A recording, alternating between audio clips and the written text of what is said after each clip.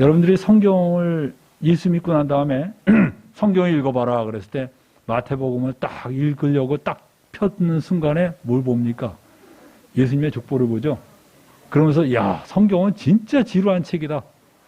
그 1장을 극복을 못합니다. 1장을. 그걸 어떻게 다 있습니까? 그렇다고 그냥 뛰어가기는 좀 그렇고 끝까지 읽으려니까 너무나 지루해요. 그렇지만 여러분들, 저는 오늘 그 족보에 얽힌 비밀에 대해서 여러분하고 같이 나누기를 원합니다. 여러분들 예수님의 족보를 보면 이렇게 마태복음 1장에는 아브라함과 다윗서부터 나옵니다. 아브라함과 다윗의 자손 예수 그리스도의 계보다 하면서 그 계보가 쫙 나와요. 근데 그 계보에 보면 아브라함, 이삭, 야곱, 유다, 베레스 쭉 내려오는데 그 다음에 다윗에게 내려오고 다윗이 솔로몬 이런 식으로 쭉 내려와서 맨 끝에 두 번째 단에 보세요. 이 두 번째 단이 누구로 끝납니까? 두 번째 단이 요시아로 끝나죠. 요시아로 끝나고 요시아 다음에 왕이 누구냐? 여고냐입니다. 여러분들 이 여고냐라는 요시아 다음의 왕에 대해서 조금 복잡해요. 여러분이 좀 아셔야 되는데 원래 요시아의 그 아들이 여호야김입니다. 여호야김. 우리나라 김씨가 아니고 이름이 여호야김이에요. 근데 그 여호야김이 11년 동안 그 나라를 다스리다가 그가 죽으니까 누가 왕이 됐냐면 여호야긴. 이번에 김이 아니라 긴입니다. 여호야긴이 왕이 되었습니다. 근데 그 여호야긴은 이름이 세 가지로 나와요. 여호야긴이 되기도 하고 여고냐라고 하기도 하고 고니아라고 말하기도 합니다. 근데 이 여호야긴이 딱 3개월 다스리고 나이 18세에 3개월 다스리고 바벨론을 끌려갔어요. 끌려가면서 누가 왕이 됐냐면 그 여호야김, 그 김의 동생인 시드기야가 있어요. 그러니까 이 여고냐의 누굽니까? 자기 아버지 동생이니까 삼촌이죠. 그 삼촌이 왕이 되고 이 여고냐는 바벨론에 끌려갔습니다. 이 시드기야가 또 한 10년 다스리다가 바벨론에 저항한다 하는 바람에 바벨론이 쳐들어와서 시드기야의 그 자식들을 다 죽입니다. 그리고 시드기야의 눈을 뽑아요. 그리고 시드기야를 결국 바벨론에 끌고 가다가 죽었어요. 시드기야도. 그래서 여러분들 예레미야서를 연구해 보면 시드기야가 바벨론을 보지 못할 것이다 이렇게 말해요. 근데 놀라웠게 진짜 눈이 뽑히는 바람에 못 보고 또 그가 결국 죽어버립니다. 하나님의 예언은 정말 빈틈이 없습니다. 근데 흥미로운 게 있는데 여러분들 그 예레미야 22장에 이런 말이 나와요. 한번 읽어볼까요? 여기 28절. 이 사람 고니아는 천하고 깨진 그릇이냐. 이 고니아가 누구라 그랬죠 아까? 여고냐라 그랬어요. 여러분들 이 여고냐가 시드기야가 죽는 바람에 이스라엘 왕족의 계보가 어떻게 됐습니까? 끝났죠. 자식도 하나도 없이 다 죽었어. 끝났어요. 그럼 누가 나왔어요? 왕의 계보가 다 끝났다고 생각했는데 알고 보니까 바벨론에 잡혀가 있는 왕이 하나 있어. 그게 누굽니까? 여고냐예요. 여고냐가 바벨론에서 무려 37년간을 잡혀서 감옥에 있습니다. 18살에 끌려가서 37년간 있으면 몇 살이 되어서 감옥에서 나왔을까요? 예? 45세? 55세? 예, 뭐 60세도 나고, 야, 우리 이 더하기 수준이 이거밖에 안 됩니까? 여러분들, 18살에 끌려가서 37년간 있었다니까, 감옥에? 예? 뭐였어요? 네, 55세죠, 55세. 55세에서 감옥에 나왔어요. 근데 하나님께서 아주 놀라운 예언을 하는데 이런 예언을 합니다. 자, 여기 한번 보세요.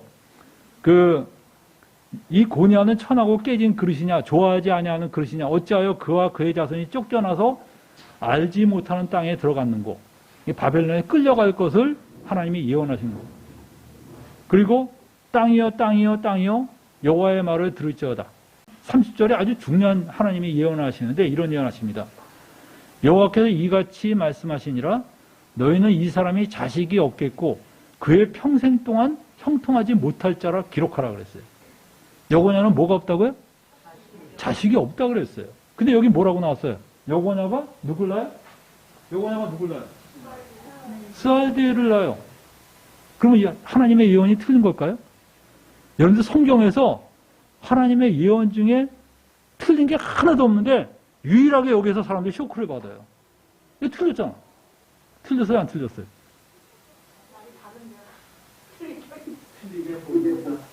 틀리게 보입니다. 아.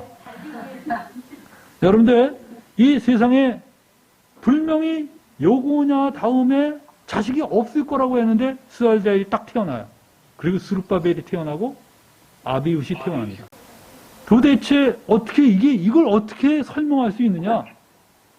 그리고 여러분들 재미있는 게 그 스룹바벨은 이스라엘이 바벨론의 포로로 갔다가 돌아올 때 이스라엘 백성들이 왕이 없잖아요.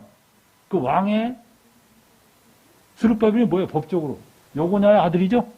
손자지 손자. 손자예요, 손자. 그러니까 스룹바벨을 중심으로 사람들이 이렇게 모입니다. 유대인들이. 그래서 유대인 돌아왔을 때 유대인 총독으로 바로 이 스룹바벨 사람들을 다 이끌고 와서 그 성전 짓는 일을 합니다. 그래서 그 두 번째 성전은 뭐라 그래요? 스룹바벨 성전이라고 그러죠? 스룹바벨 성전이라고 합니다. 우리는 여기서 이 부분에 대해서 정말 이게 뭘까? 근데 여러분들 재밌는 게 뭐냐 하면 예레미야 22장에서 분명히 여고냐는 뭐라 그랬어요? 자식이 없다 그랬는데 33장에서 또 뭐라 그러냐면 한번 읽어볼까요? 여호와의 말씀이니라 보라 내가 이스라엘 집과 유다 집에 대하여 일러준 선한 말을 성취할 날이 이르리라. 그때 내가 다윗에게서 한 의로운 가지가 나게 하리니 그가 이 땅에 정의와 공의를 실행할 것이며 그날에 유다가 구원을 받고 예루살렘에 안전하게 살 것이며 이 성은 여호와는 우리의 의다 라는 이름을 얻으리라 그래요. 아니 분명히 지금 왕가가 다 끝났는데 자 보세요. 시드기야 자식들 다 죽었죠? 여고냐 자식이 없다고 하나님이 말씀하셨어요. 그런데 다윗의 자손 중에 바로 이 이스라엘 예루살렘 유다를 다스릴 그 사람이 나타난다는 거예요. 정의와 공의를 실행할 사람이 나타난다는 거예요. 이게 모순이에요, 아니에요? 예? 예. 모순이라고 느껴야지 정상입니다. 그리고 예레미야가 조작을 한 거라면 예레미야가 22장에 쓴 거 잊어버리고 33장에 또 썼을까? 그렇게 머리가 나빠서 그 소설 씁니까?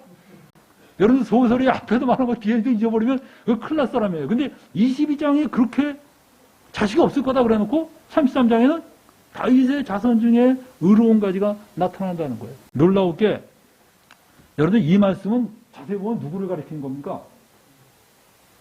17절에 한번 읽어보세요. 여호와께서 이같이 말씀하시니라 이스라엘 집에 왕이 앉을 사람이 다윗에게 영원히 끊어지지 않는다. 근데 그 사람이 영어로 어맨이에요. 어맨. 에이맨.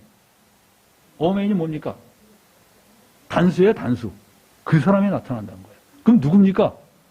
우리는 이구동성으로 예수 바로 나오는데 유대인들은 글쎄 오시다 이럴 거예요. 우리들은 예수님이죠. 예수님이 바로 이 땅에 오셔서 왕위에 나타나실 것을 말씀하십니다. 근데 이걸 어떻게 이 족보를 이을 수가 있느냐? 여고냐는 자식이 없다고 그랬는데 성경에 보면 여고냐의 아들이 또 많아요. 여러 명이야. 이걸 참 헷갈리는 겁니다. 어떻게 하면 좋겠어요? 그래서 여러분들 그 여고냐의 그 자식들을 보면 우리 여고냐의 자식들에 대해서 이 부분에 대해서 우리가 좀 더 깊이 연구할 필요가 있는데 성경을 보니까 그래서 누가 보면 족보가 또 나와. 깜짝 놀래요. 아니 이 지루한 족보가 왜 또 2개씩이나 있어요 양쪽에. 근데 누가복음을 보면서 저는 소름이 쫙 끼쳤어요 그냥. 제가 누가복음하고 마태복음 연구하면서 제가 예레미야 연구하면서 이 여고냐 때문에 고생을 많이 했거든요. 도대체 여고냐는 자식이 없대는데 웬 자식이 이렇게 많냐. 이거 하나님 말씀 틀린 거 아니냐. 그런데 글쎄 이 마태복음 누가복음 보면서 누가복음에 놀라운 비밀이 딱 있어요. 모든 것을 해결하는 그 말씀이 들어있습니다. 뭐가 들어있냐면 누가복음을 보면 누가복음은 거꾸로 돼요. 오름차순입니다. 마태복음은 내림차순이에요. 아브라함과 이삭과 야곱과 이런 식으로 쭉 내려오는데 누가복음은 오름차순이에요. 예수님 위로 요셉 위로 엘리 쫙쫙쫙 나가요. 오름차순. 오름차순으로 이렇게 나옵니다. 그래서 어디까지 올라가냐? 예수님으로부터 쭉 올라가는 게 나중엔 아담까지 나오고 아담 위로 누가 계셔요? 하나님. 하나님까지 올라갑니다. 쫙 이렇게 올라가. 이 계보가 쭉 올라가는데 이제 누가복음의 계보하고 마태복음의 계보를 이렇게 하나는 오름차순 하나는 내림차순이니까 이거 비교하기도 힘들어요. 헷갈려요. 제가 그래서 내림차순으로 한번 만들어 봤어요. 이렇게 한번 내림차순으로 만들어 봤어요. 자, 한번 비교해 볼까요? 자, 아브라함서부터 같이 비교해 봅시다. 아브라함과 이삭과 야곱. 이건 똑같아요. 똑같은데 다윗을 한번 보세요. 다윗의 아들이 누굽니까? 다윗의 아들이 누구죠? 솔로몬이죠? 근데 누가복음은 나단으로 갈려지기 시작해요. 다윗의 아들 중에 나단이 있어요. 다윗의 아들 중에 나단이 있는데 갈라져요. 그러니까 같은 족보예요? 다른 족보예요? 예? 다른 족보죠? 누가복음은 다른 족보예요. 마태복음은 다른 족보예요.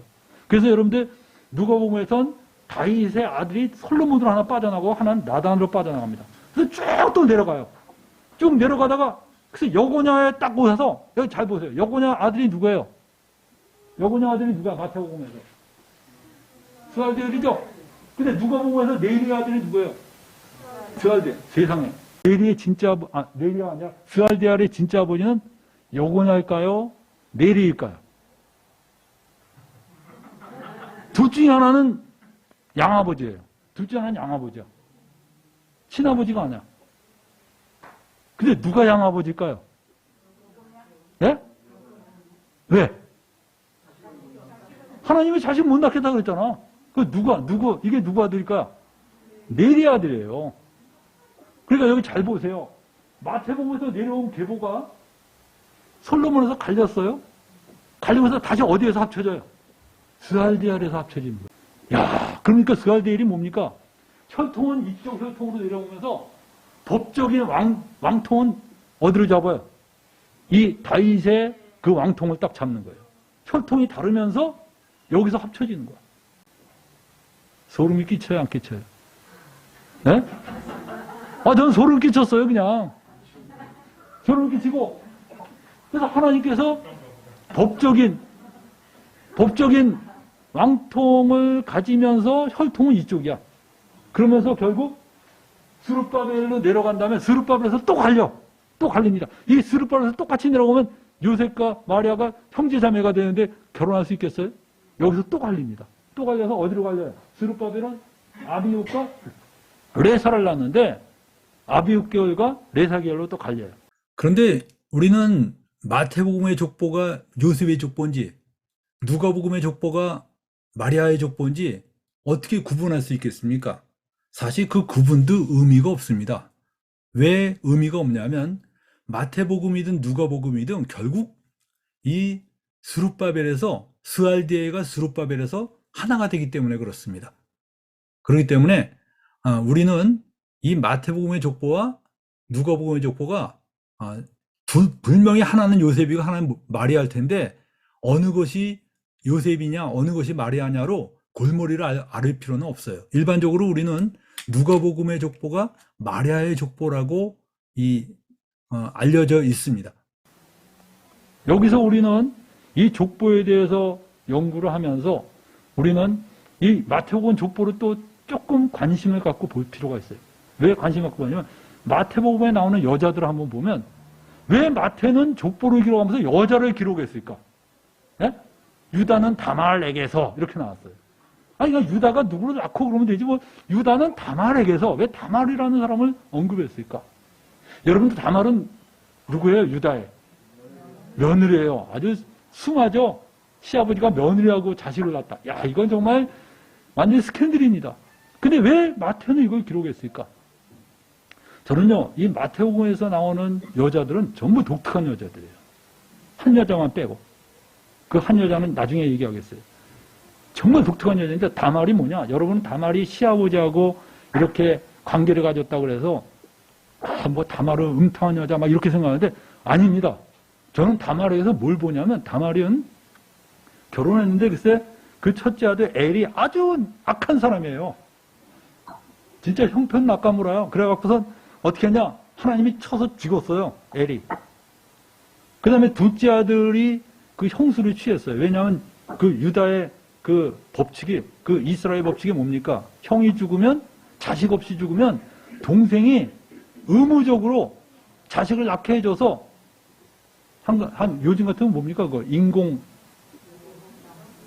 인공수정 같이 그 당시에 뭐 의학시설이 발달이 안 됐으니까 인공수정 같이 형수로 취해서 자식을 낳게 해주고 그 형의 이름으로 자식을 하게 하고 자기는 그 다음에 이제 뭐 따로 뭐 결혼하던가 뭐 하던가 아무튼 의무적으로 반드시 형수를 이렇게 취해서 자식을 낳게 해주는 게 동생의 의무였어요. 근데 그 동생이 또 형수가 자식 낳는 걸 싫어해갖고 엉뚱한 짓 하다가 또 하나님께 매를 맞아갖고 죽었어요. 오난이라는 사람인데. 근데 그 오난이 죽은 다음에 셋째 아들이 남았어요. 셋째 아들이 남았는데 하나님이 그 셋째 아들한테 아니 유다가 셋째 아들을 주고 싶을까요? 안 주고 싶을까요? 자기 세 아들이 있는데 그래서 저 여자가 두 아들을 다 잡아먹었어. 그렇게 생각이 되는 거야. 아이고 저 여자이고 뭐 저 취했다가 뭐 다 죽는구나. 그래서 셋째 아들을 안 주기 싫어하는 거예요. 그러니까 다말이요. 어떤 일을 했느냐. 그 유다가 부인이 죽고 난 다음에 부인 죽었어 유다가. 부인이 죽은 다음에 그 양치러 나왔을 양을 돌보러 이렇게 나왔을 때 이 여자가 마치 이 창녀처럼 딱 옷을 입고선 나가서 유다를 자기 집으로 데려다가 관계를 갖고 아이를 낳습니다. 여러분들 우리는 다말을 보고 음탕한 여자 그러면 안 돼요. 다말은요 절대 이런 음탕한 여자로 뭐 성욕 때문에 그런 게 아닙니다. 딱 하나예요. 목적이 이스라엘의 씨를 얻게 하라. 이 하나님의 백성의 씨를 자기가 반드시 낳아야겠다는 이 열망을 가진 여자예요. 여러분들 이 사람이 음탕한 여자라면 뭐 이 남자 저 남자 건드렸겠죠. 그게 아니에요. 오직 이스라엘의 씨를 얻어야 된다. 나는 하나님의 백성을 낳아야 되는 여자다. 그걸로 여러분들 다말이 결국 유다로부터 자식을 낳는데 그 자식들이 바로 유다 자손이 됩니다. 놀라워요. 그 자손들이 유다 자손이 되는 거예요. 그래서 여러분들 그렇게 낳고 그 다음에 또 누굽니까? 또 두 번째 나오는 여자 있죠. 누굽니까? 라합. 라합은 또 어떤 여자예요? 라합은 가나안 여자예요. 기생이에요. 정말 그 사람은 인간적으로 봤을 때 천한 여자고 그리고 이스라엘 민족도 아니에요. 그렇지만 이 라합은 이스라엘 백성들이 정말 자기네 나라 오는 걸 보고 소문을 들으니까 이 사람들이 진짜 하나님 나라 백성이에요. 자기는 아주 그 우상에 찌들은 민족이야. 이 사람이 결단을 내렸어요. 라합이. 어떻게 결단 내렸습니까? 나는 하나님 나라 백성이 되기로 결정한 거예요. 그래서 라합이 믿음으로, 히브리서에 그렇게 나왔잖아요. 라합이 믿음으로 정탐꾼들을 영접했다. 그는 믿음으로 자기 민족을 버리고 하나님 나라 백성이 되기를 택한 여자입니다. 그러니까 어떻게 됩니까? 이 라합이 바로 이스라엘의 편입이 됐어요. 그 다음에 어떻게 돼요? 거기에서 또 이 자손들이 태어나서 여러분 이거 뭘 의미합니까? 그 다음에 이번에 누가 나와요? 세 번째. 룻이 나옵니다. 룻은 또 어디 여자예요? 모함 여자예요. 룻이 모함 여자인데 이 룻은 어떤 여자죠? 오늘 저희가 그걸 얘기할 거예요. 룻은 모함 여자지만 나오미를 통해서 여호와의 신앙을 갖게 됩니다. 정말 하나님을 믿는 것이 어떤 건가를 그가 분명히 믿고 자기 민족을 떠나서 내가 어머니의 백성을 내가 어머니의 백성이 되고 어머니가 믿는 그 하나님을 믿는 신앙을 갖는 여자가 되겠다. 이 결정을 합니다. 그래서 여러분이 들어오죠. 그래서 여러분들 이 모압 여자, 이 누구죠? 라합 이런 사람들이 다 이방인이지만 하나님을 믿는 믿음을 가졌을 때 그는 바로 이 예수님의 족보 속에 이렇게 들어오는 걸 알 수 있습니다. 뭘 의미합니까 이게? 정말 하나님께서는 그 혈통이나 그런 걸 중요시한 게 아니라 진짜 믿음으로 하나님을 믿기로 결정한 사람들을 받아주는 이 놀라운 계보를 주님이 교훈해 주고 계세요. 이제 세 번째 여자가 누구예요? 우리아의 아내. 우리아의 아내는 뭡니까? 목욕하다가 얼떨결에 다윗에게 눈에 띄는 바람에 겁탈당한 여자. 이 여자는 뭐 믿음하고 아무 관계가 없어요. 그렇지만 우리아의 아내가 주는 메시지가 있습니다. 그것은 용서입니다. 다윗은 평생에 아주 끔찍한 죄를 범했습니다. 바로 우리아의 아내 밧세바를 범하고 우리아까지 죽인 것입니다. 이런 다윗을 하나님은 나단 선지자를 통해서 책망하십니다. 보통 왕들은 그런 책망을 거절하는데 다윗은 그 책망을 받자 바로 자기 죄를 인정하고 깊이 회개를 합니다. 여러분들, 다윗이 지은 죄는 끔찍한 죄이지만 하나님께서는 이렇게 진심으로 회개하는 다윗을 완전히 용서하십니다. 그리고 이 다윗이 우리아의 아내를 통해서 낳은 아이들이 4명인데 그 중에 나단과 솔로몬이 모두 이 예수님의 족보에 오르게 됩니다. 여러분들, 이 족보를 보세요. 마태복음의 족보에서는 어떻게 나옵니까? 마태복음의 족보에서는 다윗의 아들 솔로몬의 계열로 이렇게 나옵니다. 근데 누가복음에서는 다윗의 아들 나단 계열로 이렇게 족보가 내려갑니다. 나단과 솔로몬이 모두 우리아의 아내에게서 낳았다는 사실에서 우리는 하나님께서 우리에게 주시는 교훈이 있다고 봅니다. 사람이 범죄했을지라도 진심으로 회개하면 이렇게 완전한 용서가 이루어진다는 것을 하나님께서 우리에게 교훈해 주신다고 저는 생각합니다. 특히 여러분들, 솔로몬에게 여디디아라는 특별한 이름까지 하사하셨는데 여디디아는 주의 사랑을 받은 자라는 의미입니다. 이제 솔로몬의 족보로는 이스라엘의 왕통이 내려옵니다. 이 솔로몬의 이 마태복음 족보는 완전히 이스라엘의 왕통인 것을 알 수 있어요. 그런데 문제는 이 솔로몬의 족보의 이 왕통은 상당수가 우상숭배를 했고 선지자들을 핍박했고 심지어 어떤 왕은 선지자들을 죽이기까지 했습니다. 특히 마지막 왕인 여호야김, 여고냐, 시드기야로 이루어지는 이 통치는 우상숭배와 불신과 타락의 극치였습니다. 그러나 나단 계열의 사람들을 보면 이렇게 우상숭배나 아니면 선지자들을 핍박하는 일에 관여한 사람이 한 명도 없습니다.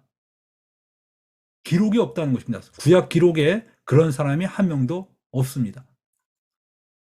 여러분들, 이 왕족, 이 우상숭배와 하나님에 대한 불순종으로 찌들은 이 왕족을 하나님께서는 결국 이 여고냐 시대로 끝내기로 하십니다. 여고냐 시대로 끝내서 결국 하나님께서는 예레미야 22장에 뭐라고 말씀하시느냐, 여고냐는 자손이 없을 거라고 이렇게 말씀하셨어요. 근데 흥미로운 것은 역대상 3장 17절에 의하면 여고냐에게 무려 자식이 7명이나 됩니다. 이거 어떻게 설명해야 될까요? 그러나 여러분들, 이것을 우리가 자세히 본다면 이 아들들은 아마 바벨론에 끌려가기 전에 낳은 아들들이거나 아들들일 것입니다. 그리고 바벨론에 끌려가기 전에 죽거나 끌려간 후에 모두 죽었을 것으로 예상이 됩니다. 그래서 어떻게 하느냐고요? 여러분들, 여고냐는 18살에 바벨론에 끌려가서 55세에 감옥에 나옵니다. 바벨론에 가서 자식을 낳을 만한 그런 여유가 없었습니다. 그리고 만약에 여고냐가 그렇게 친아들이 7명이나 됐다면 구테여 스알디엘을 양자로 받아들일 일이 없습니다. 여러분들, 스알디엘은 여기 누가복음과 마태복음을 비교해 보면 마태복음에선 스알디엘의 아버지가 여고냐로 나오지만 누가복음에선 스알디엘의 아버지가 네리로 나옵니다. 무엇을 의미합니까? 아까 말했듯이 둘 중에 하나는 양아버지입니다. 그런데 우리가 네리가 양아버지일 리가 없죠. 여고냐라는 왕족이 이 다른 평민의 양아들이 될 이유가 없습니다. 여러분들, 스알디엘은 바로 이 네리의 아들입니다. 그리고 이 네리의 아들 스알디엘이 다윗의 반계인데 다윗의 먼 후손이죠. 왕족은 아니지만 다윗의 자손입니다. 이 여고냐가 아마 말년에 스알디엘을 자기의 양자로 입적하지 않았을까라고 짐작이 됩니다. 저는 누가복음의 이 족보가 마치 고고학에서 역사의 진실을 알리는 그런 비석이 나타난 것과 같은 그런 사건이라고 생각합니다. 누가복음의 족보를 통해서 아주 굉장히 소중한 사실들을 우리는 발견할 수 있어요. 예레미야 22장에 여고냐는 자식이 없을 거라는 것에 대해서 누가복음이 이 사실을 보여주고 있습니다. 또 흥미로운 사실이 하나 있는데 이 스알디엘의 아들이 스룹바벨입니다. 그런데 이 스룹바벨은 결국 이스라엘 백성들을 데리고 그 바벨론에서 이렇게 돌아옵니다. 그래서 유대의 총독이 되죠. 근데 이 스룹바벨이 또 그 역대상 3장 19절에 의하면 스알디엘의 친아들이 아니라 그 부다야라는 사람의 아들이라고 나와요.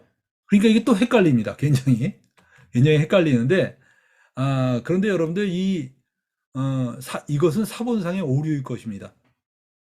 왜냐하면 70인역에는 부다야라는 이름이 없습니다. 스룹바벨이 스알디엘의 아들이라고 기록되어 있고, 성경에는 스룹바벨이 스알디엘의 아들이라는 말이 무려 11번이나 나옵니다. 여러분들, 스룹바벨은 이 스알디엘의 아들로 받아들이는 것이 옳습니다. 여러분들, 저는 이 예수님의 족보가 굉장히 복잡해 보이지만 예수님의 족보를 통해서 이렇게 하나님의 예언이 아주 분명히 성취된 것과, 그리고 하나님의 그 어떤 그 족보를 통해서 하나님의 어떤 교훈과 섭리들이 있는 것을 보게 됩니다. 여러분들, 그리고 스알디엘의 아들이 아비웃과 레사인데, 아비웃과 레사가 이렇게 갈라집니다. 그래서 여러분들, 그 스알디엘의 아들이 아비웃과 레사로 갈라지면서 다시 이 요셉의 족보와 마리아의 족보가 이렇게 나뉘게 됩니다. 여러분들, 스알디엘에서 합쳐졌다는 것이 뭘 의미합니까? 저는 이것이 너무나 놀라워요. 여러분들, 메시아의 족보는 이 선지자들을 핍박하고 죽이고 우상숭배한 그런 족보가 아닙니다. 그러면서도 메시아의 족보는 이 이스라엘의 왕통의 족보를 이어야 됩니다. 근데 이 두 가지를 한꺼번에 이루어지게 만든 것이 바로 이 스알디엘이 여고냐의 양자로 들어감으로써 이 두 가지를 한꺼번에 이루게 한 것입니다. 그래서 다윗이 난 아들이 하나는 누구예요?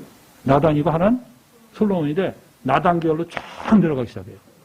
솔로몬 계열로 왕가가 쫙 시작됩니다. 그리고선 결국 이렇게 갈라진 계열이 나중에 다시 스룹바벨에서 합쳐지는 걸 보고, 야, 하나님이 어떻게 이렇게 오묘하게 이런 걸 이렇게 주님께서 섭리하셨나? 이게 여러분들 우연 같습니까? 여러분, 이거 우연 아니죠. 절대로 우연 아닙니다. 제가 바둑판을 잠깐 보여드릴게요. 여러분들, 이 바둑을 보면, 이 바둑을 넣는 사람들 보면, 그 고수들이 다수하고 두면요, 몇 수까지 보냐면, 한 100수까지 본대요, 100수. 그러니까, 실제로 이 고수들은 1초 동안에 100가지 경우를 생각한대요. 딱 넣는 순간에 제가 놓을 수 있는 데가 쫙 100가지 경우가 생각해요. 근데 이세돌이 그렇게 뛰어난 바둑을 하는 사람인데, 알파고라는 컴퓨터하고 붙었어요. 근데 알파고하고 5번 싸웠는데 4번째만 이기고 4판을 다 졌어. 근데 4번째는 이 컴퓨터가 실수를 한 거예요. 그래서 알파고를 이긴 유일한 인간으로, 요새는 그렇게 제목이 붙었어요. 알파고를 이긴 전 세계에서 유일한 인간으로 딱 얘기하고 있어요. 근데 그런 이세돌 같이 뛰어난 사람이 알파고에게 왜 지냐? 인간은 딱 생각할 때 100가지 경우로 생각하는데, 알파고는요 10만 가지 경우로 생각한대요. 게임이 됩니까, 안 됩니까? 얘는 100수를 앞에 볼 때 알파고는 10만 수를 앞에 보는 거야. 알파고를 이길 사람이 없어요. 근데 요새 알파고를 이기는 컴퓨터가 또 나온 거야. 누군지 아세요?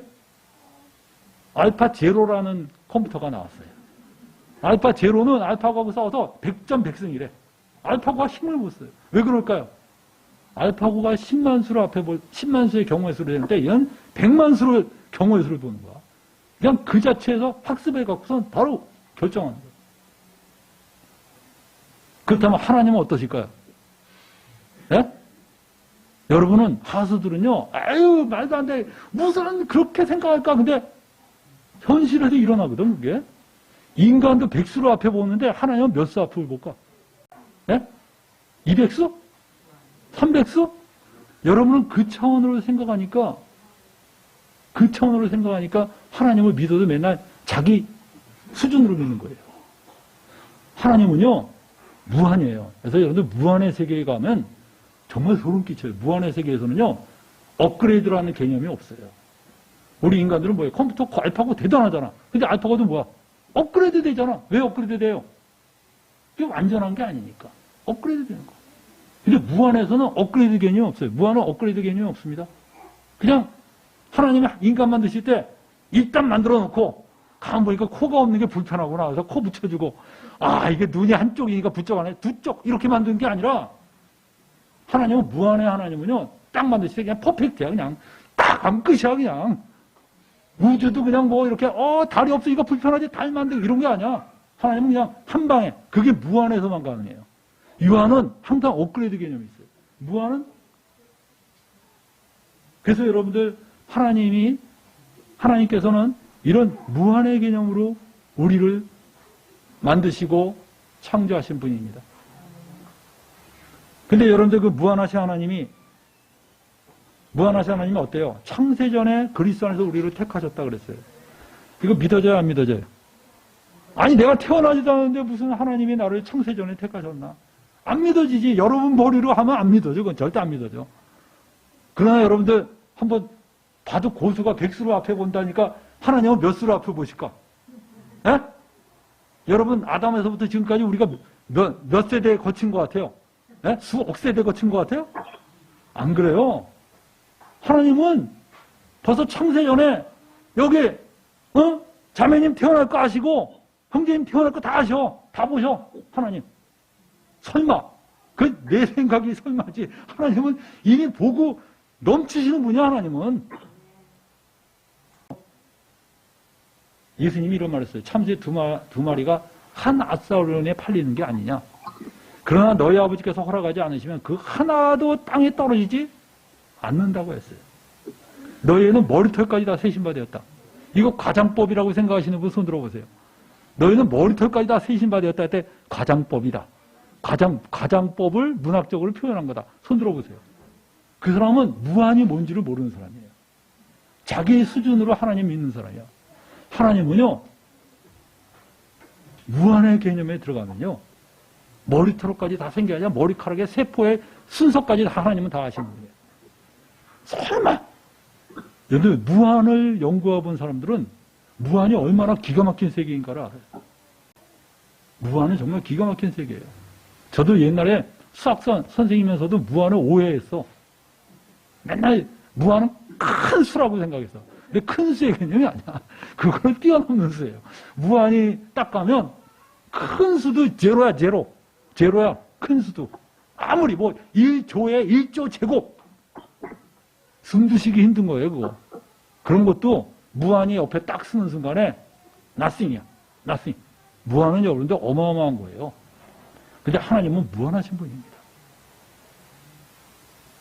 근데 여러분들 그 무한하신 하나님이 예수 그리스도의 족보를 짜실 때 어쩌다 보니까 이렇게 됐냐? 이렇게 하셨을까요? 아니면 섭리가 있었을까요? 당연히 섭리가 있죠. 근데 여러분들 나옴이라는 여자 이제 다시 돌아갑시다. 여러분들 나옴이라는 여자는 굉장히 인생이 기구한 여자입니다. 나옴이가 어떤 여자입니까? 흉년을 맞이해서 먹고 살기 힘드니까 가족을 몽땅 이끌고 저기 모압으로 갔어요. 글쎄 내가 결혼했는데 그 남편이 먹고 살기 힘드니까 참 농촌 아주 그냥 시골 골짜기로 내려가는 거하고 똑같아요. 근데 이 나오미가 참 믿음이 좋은 여자였어요. 그냥 남편을 그냥 묵묵히 따르는 여자인데 글쎄 자기를 그렇게 모압 땅에 데리고 간 다음에 또 덜컥 죽었어. 아이고 이렇게 참 인생이 기구할 수 있어요? 근데 여러분들 그 당시의 여자들은요 생활력이 없어요. 남편이 죽으면 정말 먹고 살 길이 막막합니다. 근데 마침 아들 둘이 있어.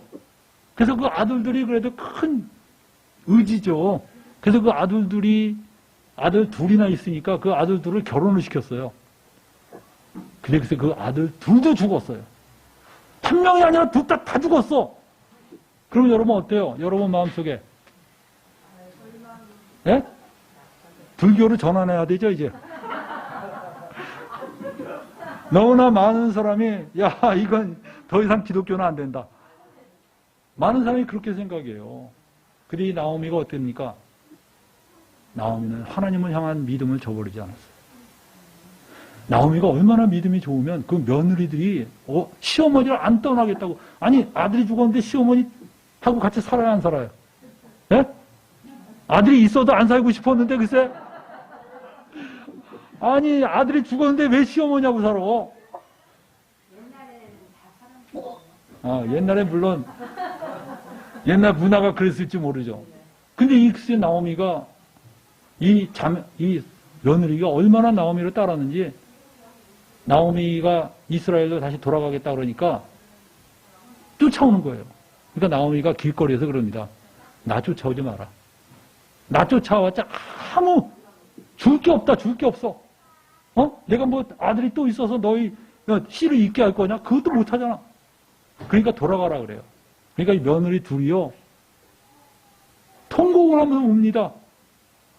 시어머니하고 헤어지라는데 여러분들 눈물이 나와요, 안 나와요? 네? 할렐루야, 감사합니다. 그게 아니라, 글쎄 이게 우는 거야. 왜 울어요? 왜 웁니까? 그만큼 나오미를 신뢰하고 따랐던 거예요. 그러니까 큰 며느리는 떠나라 그러니까 눈물을 흘리면서 결국 떠났어요. 너희 어머니 집으로 가라. 친정집으로 가라. 떠났어요. 나오미가 룻에게 너 어머니 집으로 가라. 그랬더니 룻이 뭐라고 말했냐? 여기서 이제 룻이 이제 기가 막힌 말을 합니다. 여기 한번 보세요. 여기 한번 보세요. 이 빨간색으로 된 글씨를 한번 읽어봅시다. 룻기 1장 16절인데, 룻이 이르되 내게 어머니를 떠나며 어머니를 따르지 말고 돌아가라. 강권하지 마옵소서. 어머니께서 가시는 곳에 나도 가고 어머니께서 머무시는 곳에 나도 머물겠나이다.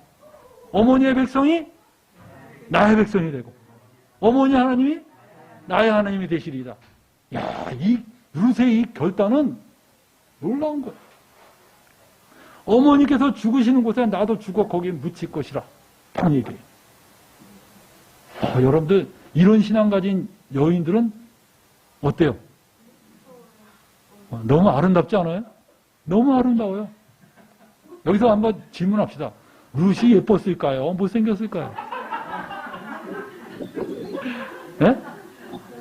많은 사람들, 제가 물어보면 100이면 100이 예쁘죠? 잘생겼죠? 그런데 여러분들 룻이 나는 내가 보니까 평범하게 생긴 여자예요.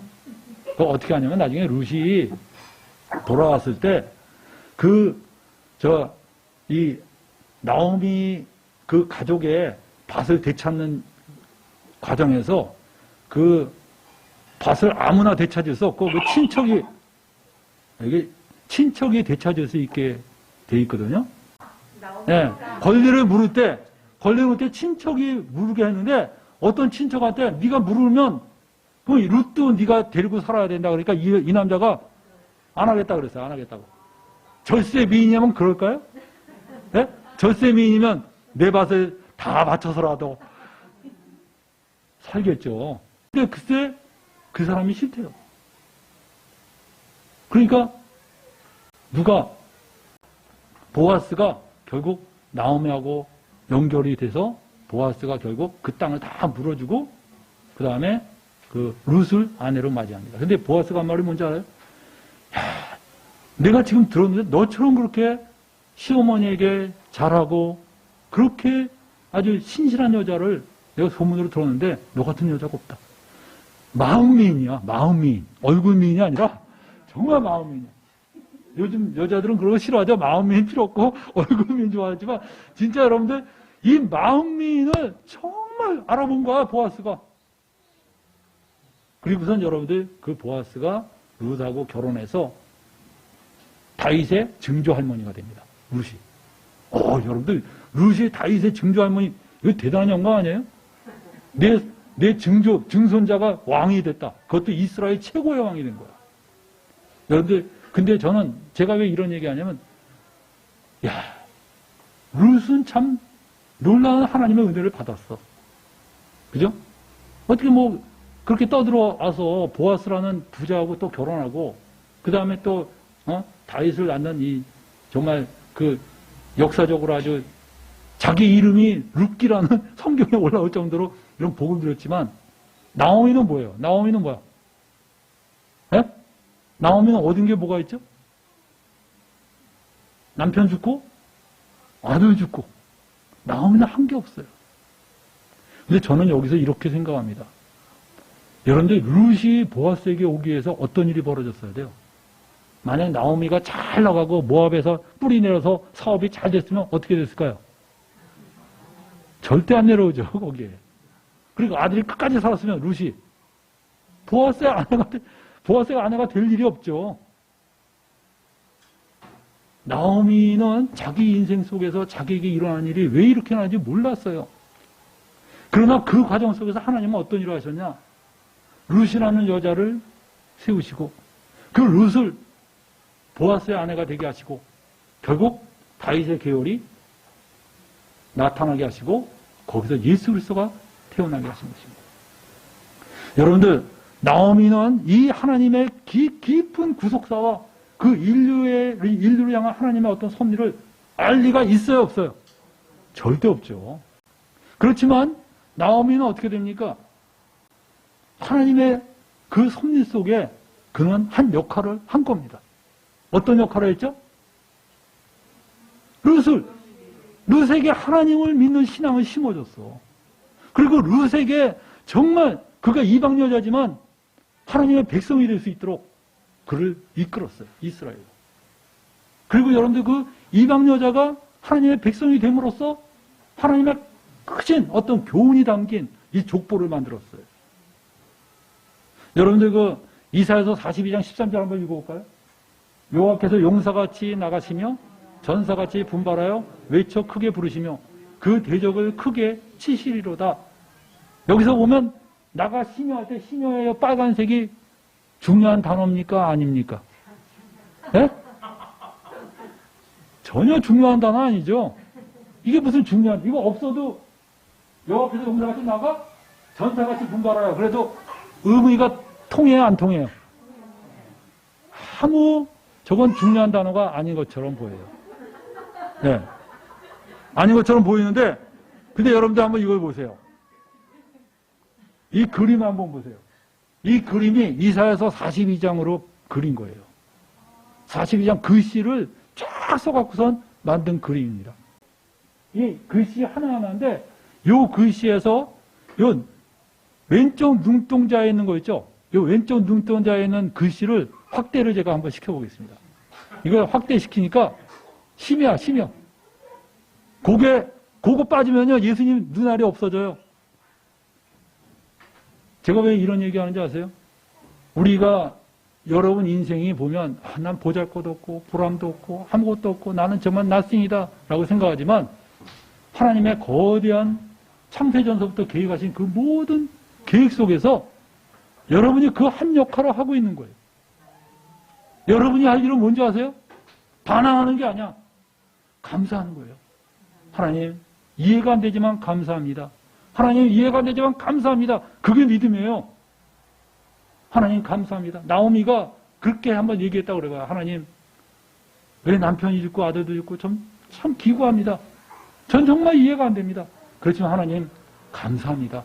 뭐가 뭔지 모르지만 감사합니다. 감사합니다. 그러면 어땠을까요? 하나님이. 나중에 천국 가면 뭐라고 그러겠어요? 하나님이. 네? 나오미야, 착하고 충성된 종아.